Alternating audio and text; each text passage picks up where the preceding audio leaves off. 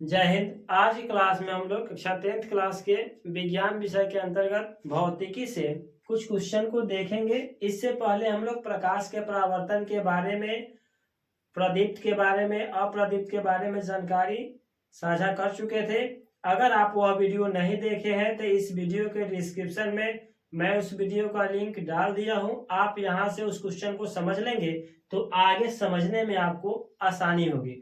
तो प्यारे बच्चों, उम्मीद है कि आप वो क्वेश्चन का वीडियो जरूर देखिएगा। तो चलिए अभी हम लोग इस क्वेश्चन को समझ लेते हैं। यह अति लघु उत्तरीय से लिया गया क्वेश्चन है जिसमें कहा जा रहा है कि किरणपुंज कितने प्रकार के होते हैं, उनके नाम लिखिए। किरणपुंज किसे कहते हैं और किरणपुंज कितने प्रकार के होते हैं ये पहले भी हम बता चुके हैं।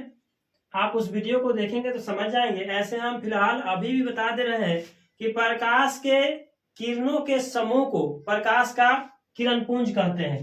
प्रकाश के किरणों के समूह को क्या कहते हैं? प्रकाश का किरणपुंज कहते हैं। किरणपुंज बेसिकली 3 प्रकार के होते हैं। कितने प्रकार के? 3 प्रकार के होते हैं। पहला नंबर है अपसारी किरणपुंज, समानांतर किरणपुंज और अभिसारी किरणपुंज। ये तीनों प्रकार हम उस वीडियो को देखिएगा, उसमें बताए हुए हैं कि अपसारी किरणपुंज किसे कहते हैं, समानांतर किरणपुंज किसे कहते हैं और अभिसारी किरणपुंज किसे कहते हैं। यह एक बिंदु स्रोत से निकल करके फैलते हुए चली जाती है तो उसे हम लोग अभिसारी किरणपुंज कहते हैं। समानांतर किरणपुंज होते हैं, इसमें किरणों का बीच की जो दूरी होता है एकदम समानांतर होता है। और अभिसारी किरणपुंज का मतलब होता है बहुत सारे किरण जब एक बिंदु पर आकर मिलती है या मिलती हुई प्रतीत होती है, उसे हम लोग अभिसारी किरणपुंज कहते हैं। इसे समझ गए। अब हम लोग समझते हैं दूसरे नंबर क्वेश्चन को। समतल दर्पण पर पड़ने वाले एक ही प्रकाश किरण की कितनी परावर्तित किरणें हो सकती है।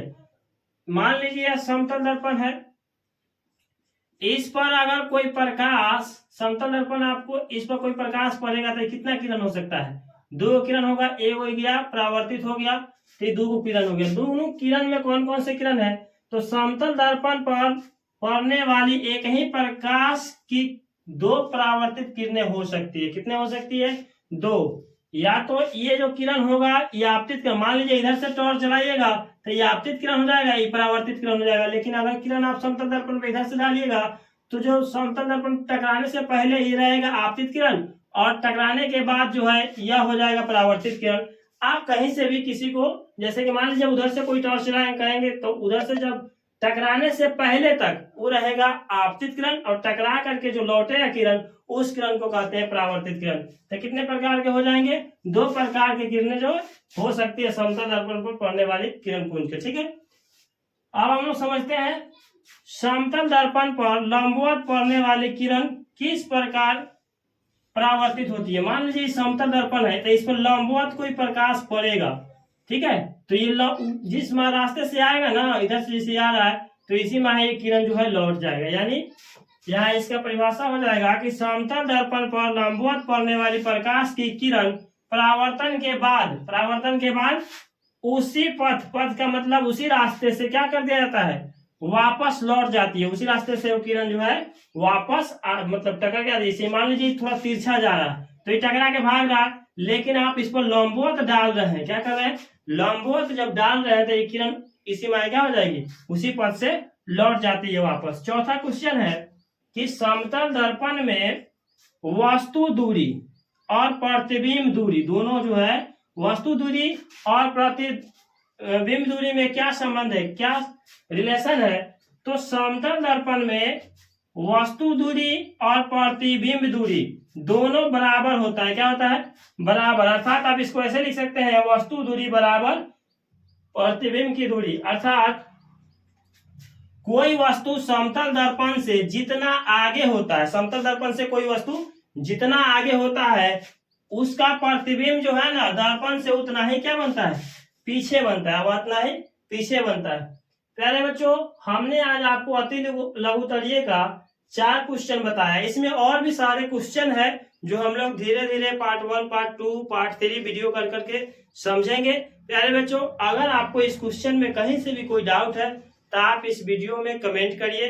उस क्वेश्चन को हम दोबारा अगले वीडियो में ला करके समझाने का प्रयास करेंगे और अपने संपूर्ण विषयों की तैयारी एकदम बेहतरीन तरीके से करना चाहते हैं तो आपके लिए एक सजेशन है कि आप मेरे एप्लीकेशन को प्ले स्टोर से डाउनलोड कीजिए। एप्लीकेशन का नाम है MG प्लस एकेडमी। इस एप्लीकेशन पर एक बहुत ही बेहतरीन सा कोर्स आप सभी के लिए मंजिल बैच 2026 के नाम से लॉन्च किया गया है। इस बैच में अगर आप इनरोल करते हैं तो आप आपके सभी विषयों की तैयारी एकदम सटीक तरीके से साधारण भाषा में आपके बोर्ड परीक्षा 2026 के लिए बेहतरीन तरीके से तैयार किया गया है, जिसमें आप एनरोल करके आप अपने सपने को जो 450 प्लस अंक लाना चाहते हैं वो जरूर ला सकते हैं। तो प्यारे बच्चों, इसके लिए आप डिस्क्रिप्शन में दिए गए लिंक पर क्लिक कीजिए, एप्लीकेशन को डाउनलोड कीजिए और मेरे एकेडमी के नाम से जो एप्लीकेशन है इसे आप इंस्टॉल करने के बाद में परचेज कीजिए।